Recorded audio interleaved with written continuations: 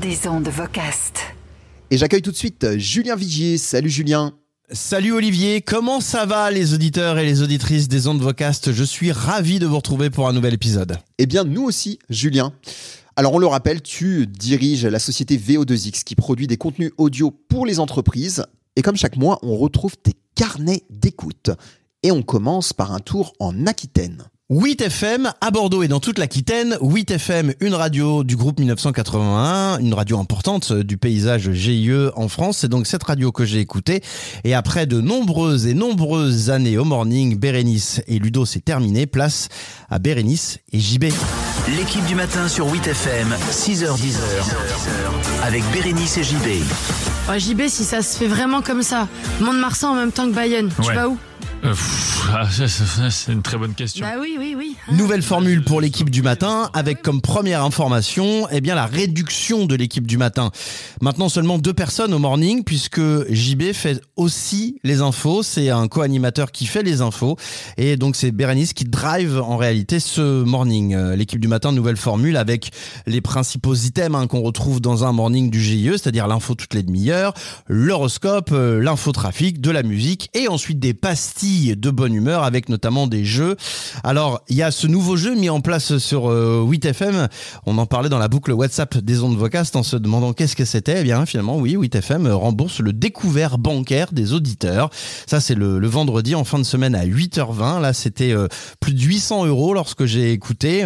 Alors, chacun pourra donner son avis sur la pertinence de rembourser un découvert, étant donné que ça montre que l'auditeur est dans la dèche, quoi. Et je sais pas si c'est vraiment une bonne formule pour l'auditeur que de se dévoiler comme ça. En tout cas, ça a l'air d'être le parti pris choisi par 8FM qui rembourse donc le découvert. Sinon, il y a aussi un autre jeu pour gagner 200 € et ça, c'est 10 secondes pour dire le plus de fois possible 8FM. Alors c'est assez marrant à l'antenne, franchement ça rend bien. Je trouvais le jeu assez marrant, franchement, même si son principe est extrêmement simple. Des grands classiques aussi bien sûr, quelques micro-trottoirs, minutes conso, etc. Avec un moment assez étonnant lorsque j'ai écouté cette matinale, l'équipe du matin, il y avait une médium qui était là pour lire un peu l'avenir sentimental de Bérénice et cette médium visiblement maintenant les auditeurs peuvent la contacter et c'est un peu un truc ésotérique en réalité. Ça m'a surpris parce que on n'a pas l'habitude d'avoir ça dans un morning, c'est plutôt dédié aux émissions du soir. Du coup, ça, c'est un rythme assez lent dans un morning, ce passage médium. J'ai pas forcément super accroché, on va être honnête. Et puis, moi j'aimais beaucoup le duo Ludo et Bérénice. Je les ai d'ailleurs connus à l'antenne sur 8FM quand j'y travaillais. Je trouvais qu'il y avait vraiment une belle complicité. Ludo avait un rire hyper communicatif que j'aimais beaucoup. Et là, c'est la première saison, Bérénice et JB. C'est peut-être un petit peu les rouages, un peu le début peut-être. On sent qu'il y a de la complicité, c'est vrai, mais il y a pas ce petit grain de folie qu'il peut y avoir dans le morning animé précédemment, donc par l'équipe du matin. C'est une nouvelle formule qui sonne un peu light à l'antenne. C'est du moins ce que j'ai senti. Alors, la chose agréable quand même, c'est que sur les réseaux sociaux, il y a pas mal de vidéos, donc chant contre chant de Bérénice et JB.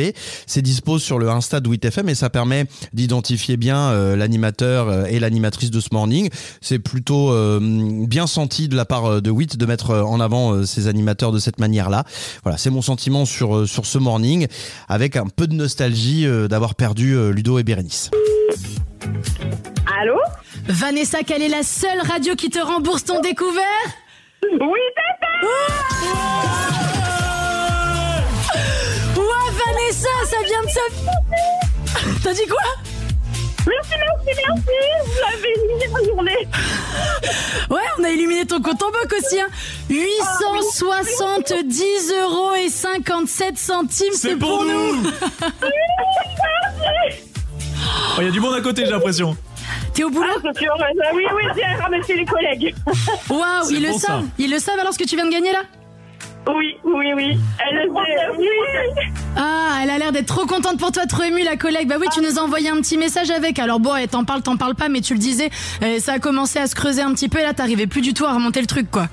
Non, c'était très compliqué, une grosse galère, j'ai 3 enfants et c'était un peu chaud.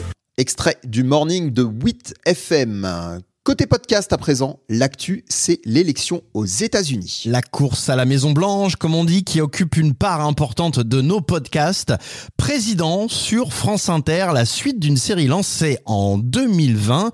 À l'époque, et d'ailleurs vous pouvez l'écouter, la saga Président en 2020, c'est 8 portraits pour mieux comprendre le Trumpisme. Et là, on continue avec un nouvel épisode. Ces présidents américains dont le mandat s'est mal terminé. Toujours marrant de se retourner en fait sur l'histoire de ces présidents américains dont la sortie de route a été chaotique. On pense bien sûr à Richard Nixon, évidemment obligé de démissionner, mais aussi le podcast s'intéresse à Jimmy Carter, l'inconnu, puis finalement le mal-aimé, ainsi que Ronald Reagan. C'est toujours très intéressant et bien amené par Fabienne Sintès aux côtés de Corentin Célin. Ça s'appelle Président et c'est à retrouver non pas sur les plateformes, mais sur le site internet de France Inter. Il a tout tenté pour rester, il ne s'est pas excusé, il n'a pas reconnu de faute, il n'a donné aucune explication. Dans ce dernier geste, avant de quitter la Maison-Blanche, il y a plus un défi qu'un adieu, quelque chose qui semble dire « j'ai pas fini ».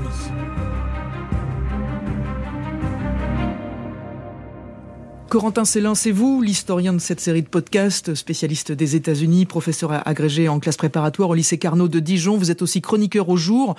On ne dévoilera qu'au fur et à mesure, Corentin, les présidents qui partent mal que nous avons choisi de raconter. On commence évidemment avec Nixon parce que c'est le départ le plus emblématique, le seul à partir sous la menace d'une destitution.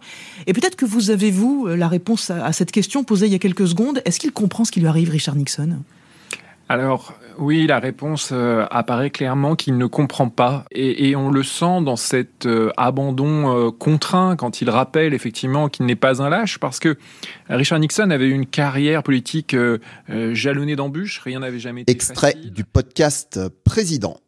Alors, autre podcast de l'autre côté du monde à présent. Excellente série consacrée à Xi Jinping, signée Dominique André pour France Inter. Xi Jinping, le prince rouge. 9 épisodes. Alors, ce sont des épisodes d'une trentaine de minutes en plus, donc ça se consomme très très bien. L'histoire de Xi Jinping, qu'on connaît aujourd'hui comme étant le leader de la Chine communiste. Alors, comment est-il arrivé là ? Comment a-t-il gravi les échelons du parti communiste ? Comment a-t-il réussi à s'imposer au-delà de ce qu'étaient ses prédécesseurs en termes d'aura et puis en termes d'emprise sur son pays et sur son parti ? Donc vous avez évidemment un parcours très chronologique en réalité avec qui est-il, quelle est sa jeunesse, le côté stratégique, en réalité comment il a réussi à mettre de côté ses ennemis finalement, comment est-il devenu le conquérant. L'épisode qui est consacré au Covid aussi est intéressant. Il est intitulé Face au Covid, journal d'un désastre. Je vous laisse le savourer. 9 épisodes pour connaître le leader de la Chine sous forme de podcast. C'est très passionnant et très didactique. 14 septembre 2012. Le brouillard s'est dissipé sur Pékin. Le vice-président Xi Jinping réapparaît sous un ciel parfaitement bleu. Il visite l'université agricole, chaleureux et apparemment en bonne santé. Il a disparu pendant 12 jours. Les plus folles rumeurs agitent la Chine et l'étranger pour expliquer cette bizarrerie. Mais Xi Jinping tâte des épis de maïs, discute ferment lactique et qualité des cochons chinois. Pas l'ombre d'une explication. Et pour finir, un podcast humoristique signé Guigui Pop. Oui, c'est un petit peu la nouvelle mode en réalité. Vous êtes comique, vous êtes stand-upper et vous faites un podcast. Comme ça, vous pouvez inviter des potes à vous, stand-upper. C'est drôle, ça sert votre communication. Vous pouvez parler comme ça de vos spectacles. Donc, il y en a un à l'appel. C'est franchement plutôt cool. Moi, je les aime tous. Et d'ailleurs, on en reparlera souvent cette saison. Celui-là, il est génial. Il s'appelle Sur Parole. Et c'est Guigui Pop qui, d'ailleurs, vous pouvez aller suivre sur Insta. Il est très marrant.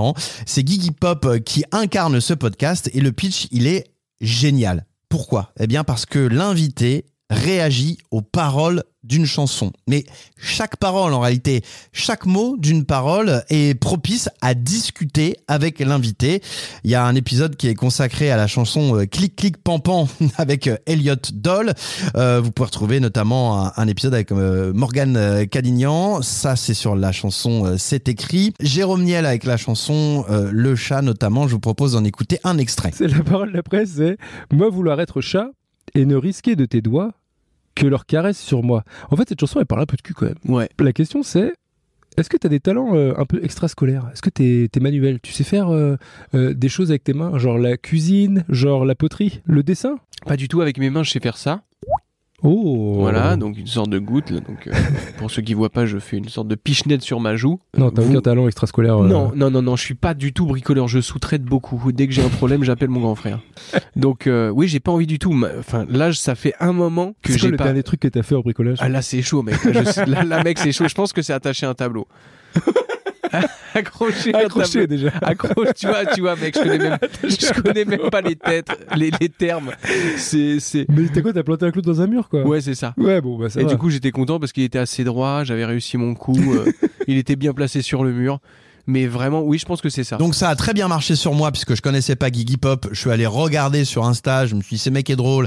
Probablement que s'il passe à Toulouse en stand-up, j'irai le voir. Le podcast est vraiment très sympa. Ça s'appelle Sur Parole. Et promis, le mois prochain, on débriefe un autre podcast de stand-upper ou peut-être de stand-upeuse. Teasing. Des ondes Vocast.